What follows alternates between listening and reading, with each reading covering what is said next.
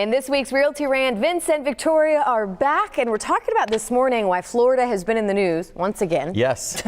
Being downgraded. Explain this a little bit and why this may be a concern for home buyers, homeowners. Well, you know, you've probably been seeing it all over the news that Florida's been downgraded a little bit by the insurance industry. Lovely. Makes us a little higher risk. It's not that the hurricanes were not bad enough. I know, that would be my initial thought of that's why. Right. Well, we haven't had hurricanes in about 10 years, and you know, true that. Oh, no. But one of the things that you see is a lot of fraud taking place in the state of Florida. You see a lot of these. I think what the reason for the downgrade, we had the hurricanes, we had the sinkholes. As the insurance companies are trying to adjust to this, now the new scams coming out are the people wanting you to assign your benefits over when you have a claim. For example, there's a little storm that goes through, and you get a letter in the mail from somebody saying, "Hey, sign your rights to this claim over to us." They get the window fixed, and meanwhile they're suing the insurance company for $1 million.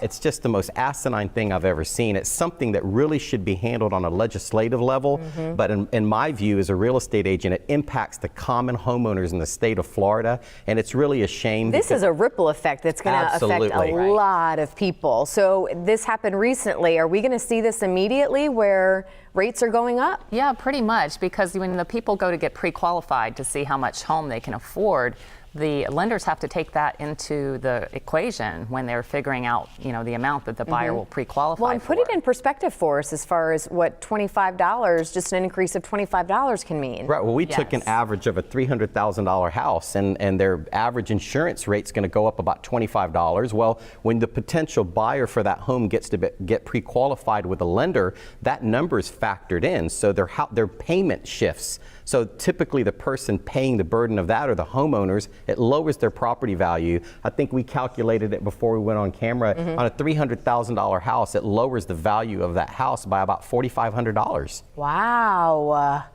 Is this going to continue, do you think? Is this going to be the trend of where we see this going year after year? Well, I think that what we need to pressure our politicians to quit caving into lobbyists and to really put the emphasis on penalizing these people that are committing insurance fraud, because we're talking millions and billions of dollars in fraud. And if they would throw these people in jail, if they would disbar the attorneys that are committing the fraud and get more strict on penalizing the criminals, they wouldn't have to pass those increases on to the consumers who are doing the right thing for the most part.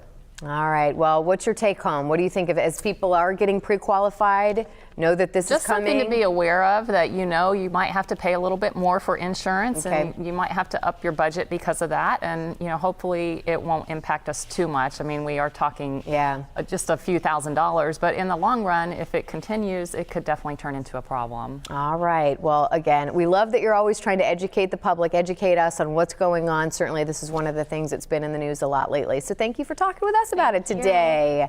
And there is the number to call, find out more, realtyrant.com, the website to watch past segments as well. Thank you both so much. We look forward to seeing you next week. See you next week. Bye-bye.